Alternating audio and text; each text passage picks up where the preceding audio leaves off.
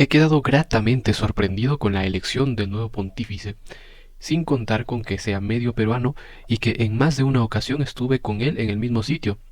De verdad que desde el momento de verlo aparecer en el balcón de San Pedro, me llenó de una esperanza renovada en la unidad, cuestión que me atribula particularmente y que me ha llevado a hacer este canal. Y para compartir lo siguiente, pues ni siquiera una gripe muy fuerte me va a detener. En episodios pasados me he dedicado a proponer una contraparte al discurso ideológico de que el Espíritu Santo no elige al Papa, cuando la historia y la tradición nos han demostrado de que es algo dable y con ejemplos de hecho, de que se ha dado. Además, en ocasiones en que, sin que sea un hecho indiscutible, la noción y pensamiento de los cónclaves es que el Espíritu Santo actúa generalmente en la elección de un pontífice y de hecho lo hizo, expresado por los cardenales electores así como también por el Papa elegido. Se debe entender que esto es así como dije en sentido de noción, aunque es una idea piadosa y no prohibida creer que la regla general es que el Espíritu Santo elija a un papa.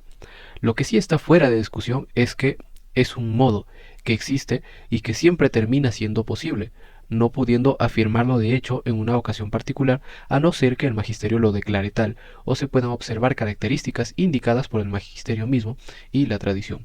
Curiosamente, uno de los ejemplos que propusimos fue la elección de León XIII, en que su elección fue rápida, que coincide con las declaraciones de cardenales actuales para la elección de León XIV, que tomó ese nombre inspirado en su predecesor ya mencionado.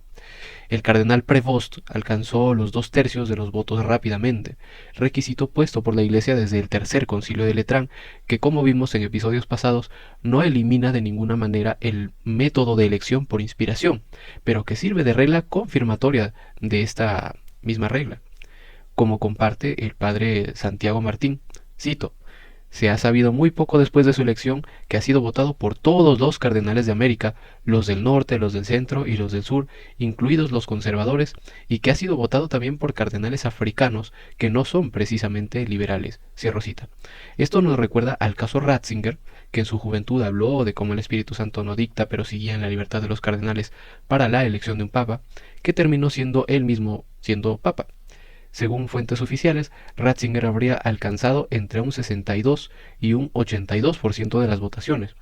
Cuando fue elegido aceptó alegando una proporcional obediencia al Espíritu Santo y los cardenales para aceptar esa elección.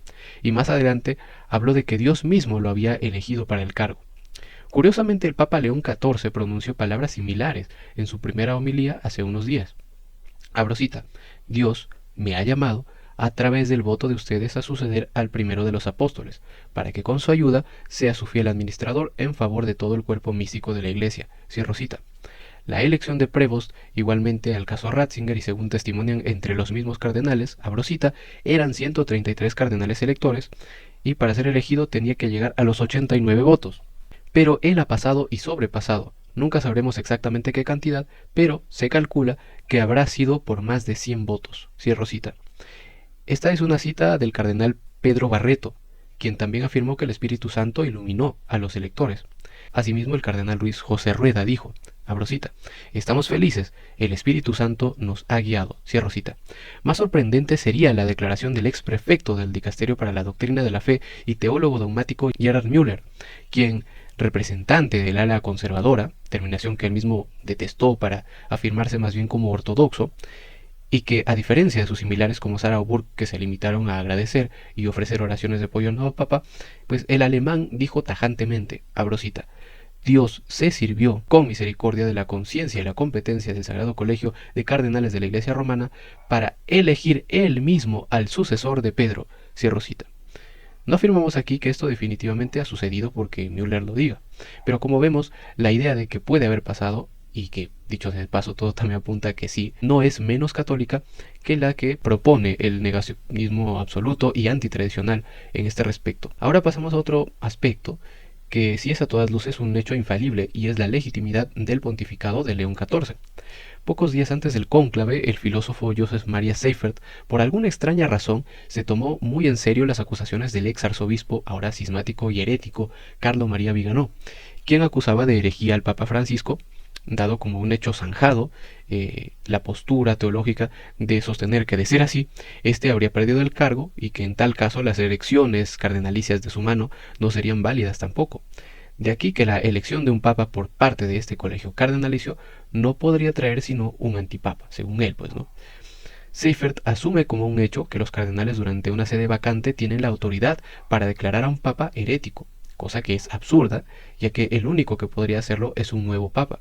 Asimismo, asumir que si es herético perdería el cargo sería absolutizar una postura teológica que, dicho sea de paso, ha sido ampliamente refutada y descalificada por el magisterio de la Iglesia.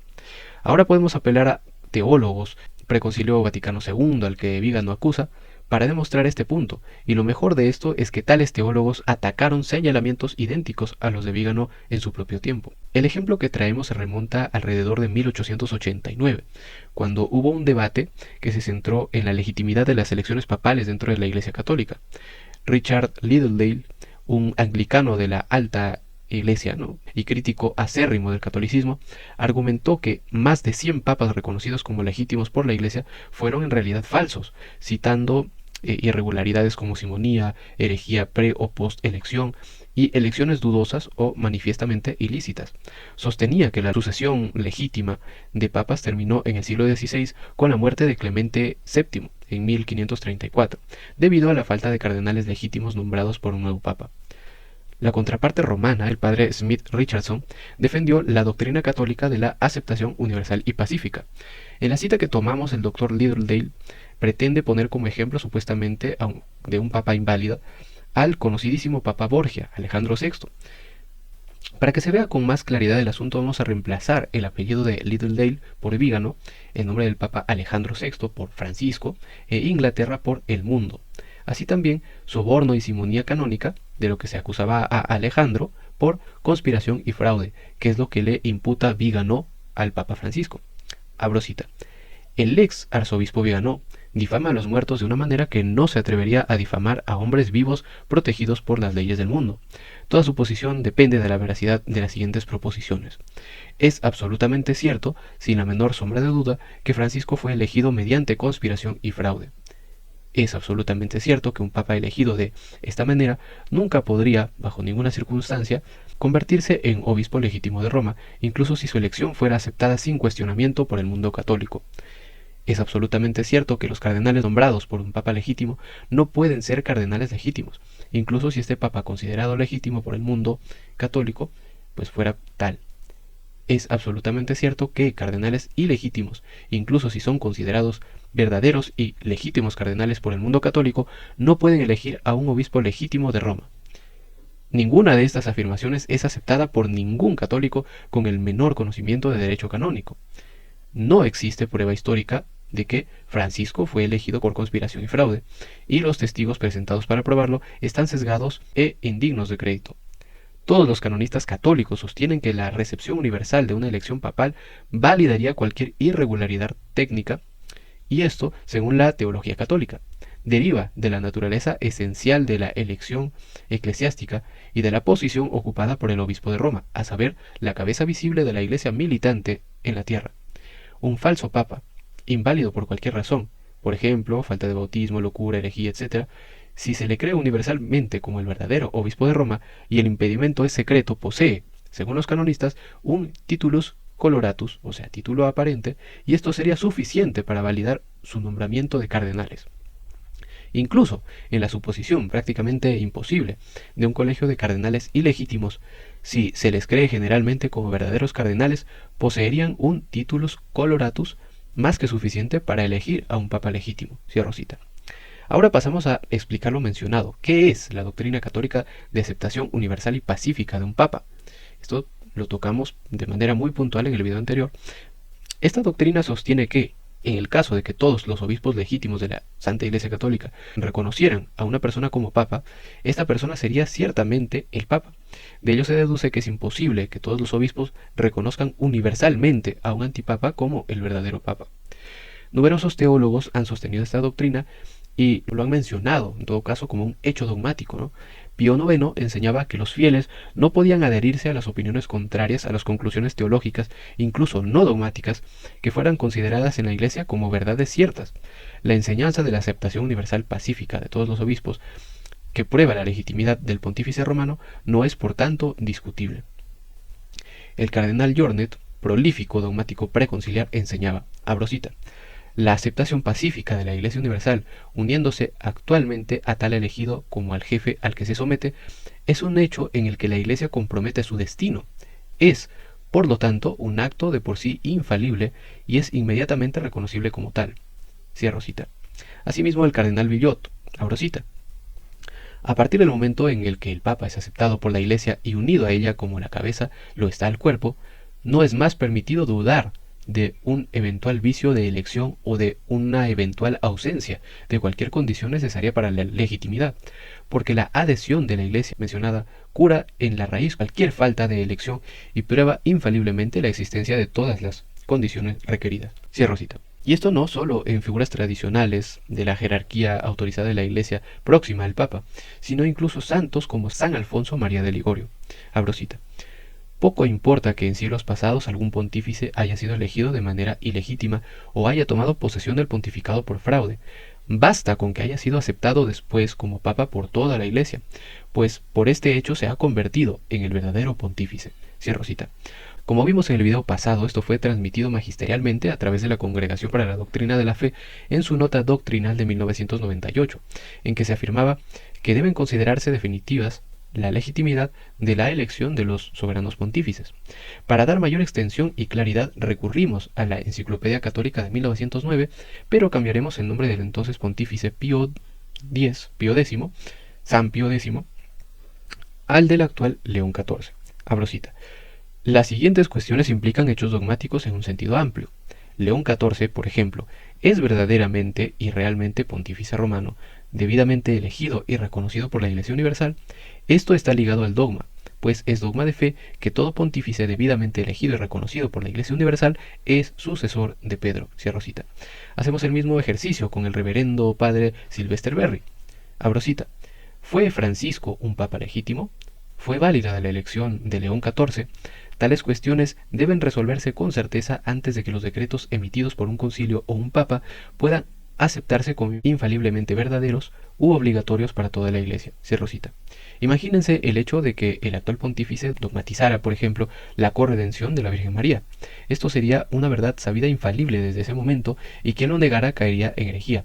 Es por ello que la negación de un pontífice universal y pacíficamente aceptado es considerado próximo a la herejía, así como también herejía misma. Ejemplo de ello lo trae Juan de Santo Tomás. Abro cita. Quien negara que un hombre particular es papa después de haber sido pacífica y canónicamente aceptado, no sería solamente un cismático, sino un hereje, porque no solo rompería la unidad de la Iglesia, sino que también añadiría a esto una doctrina perversa, al negar que el hombre aceptado por la Iglesia debe ser reconocido como el papa y la regla de fe. Cierro cita. Una vez, al compartir esta misma cita, alguien dijo que esta enseñanza no tiene peso magisterial. Me remito entonces al Concilio de Constanza, a la definición del Papa Martín V, que puntualizaba como requisito para readmitir a los herejes lo siguiente. Abro cita. Si cree que el Papa canónicamente elegido, que es el del momento, tras la proclamación de su nombre propio, el sucesor del bienaventurado Pedro, teniendo la autoridad suprema en la Iglesia de Dios. Cierro cita. Como explica el padre Ferraris, esto supone que se trata de un artículo de fe, ya que aquellos que abjuran de la herejía son interrogados solo en las verdades de la fe. Del mismo modo, Antonio Arbiol, en el siglo XVIII, abro cita, la bula determina que se debe preguntar a los herejes que regresan a la Iglesia si creen que el Papa canónicamente elegido, que es el del momento, tras la proclamación de su nombre propio, es el sucesor del bienaventurado Pedro, y si no, deben ser castigados como herejes y discípulos del heresiarca Juan Hus. Por eso, no sería el caso si no fuera de fe. Por lo tanto, después de la aceptación pacífica y universal, la proposición de que es el verdadero Papa no solo es probable, sino que es de fe. Ningún autor católico dice lo contrario. Cierro cita. Como explican John Salza y Robert Siskow, de quienes bebimos en gran medida para preparar este video, quienes rechazan a un papa se ven obligados a rechazar a todos sus sucesores. Esto tiene precedentes históricos como el caso de los Fraticelli, quienes rechazaron a Juan XXII y a todos los papas posteriores. Esta es una consecuencia lamentable de esta postura que, como vimos, se considera herética, así como mismo sería herético suponer que puede haber iglesia sin papa. Esto negaría la doctrina de la indefectibilidad de la iglesia visible, que tiene al orden episcopal como característica determinante y a la cabeza que es el fundamento perpetuo de unidad. Todo para reducir la indefectibilidad a la noción protestante herética de que sólo se trata de la verdadera enseñanza que vive en los verdaderos creyentes ocultos misteriosamente por el mundo. Ahora bien, como queda demostrado, León XIV es indudable e infaliblemente, como hecho dogmático y de fe, el sumo pontífice. Demos gracias a Dios, y así como no dejamos de orar por el alma del Santo Padre Francisco, no dejaremos de acompañar al nuevo Papa con nuestra oración en su ministerio.